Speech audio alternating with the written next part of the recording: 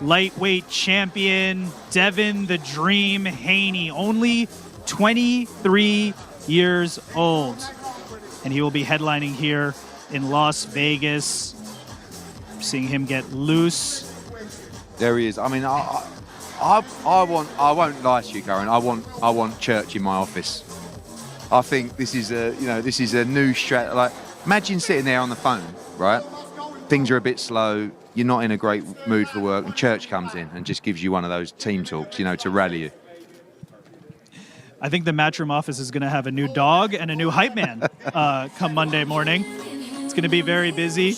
Devin Haney getting loose, looking to seize this opportunity against Jojo Diaz. Jojo Diaz was going to fight Ryan Garcia. There was a hand injury. In steps one of the lightweight champions of the world, Devin the Dream Haney.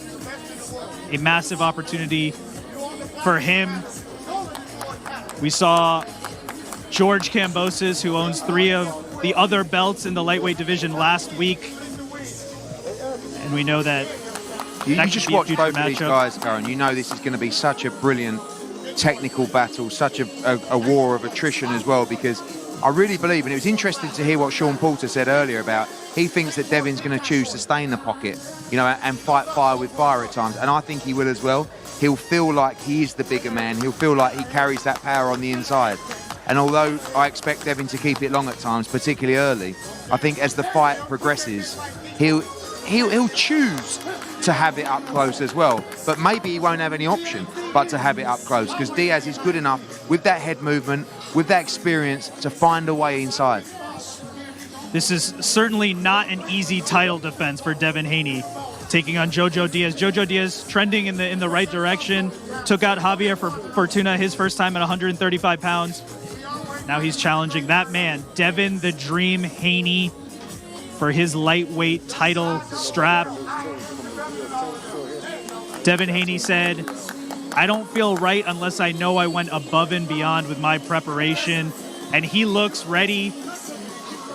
Oh, this is a guy, you don't have to worry about his preparation. I mean, he lives and breathes the sport.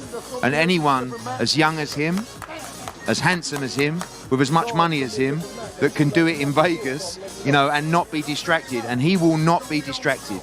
This guy lives the life every single day. He has lived and breathed the sport of boxing since such a young age. Him and his father, Bill, went to Mexico, I think at 15 or 16, to have those early fights, to get that grounding. They've done the hard sparring in the Vegas gyms. They'll go anywhere for tough sparring. And preparation is key. They've brought in Ben Davison, who's a fantastic trainer as well. And, this is a great father and son team. You saw a father and son team last week that didn't quite work out. This is different. This is really different. And I believe you're looking at the best lightweight in the world there. I said that on paper right now, you have to give Kambosos the credit, the props. He is the king. But this young man, I believe, is the next superstar of boxing. And it really speaks to that relationship that they have, Bill Haney and Devin Haney, because Bill brought in Ben Davison for extra help, right? We said we can do even better. He didn't just stick to what he was teaching Devin.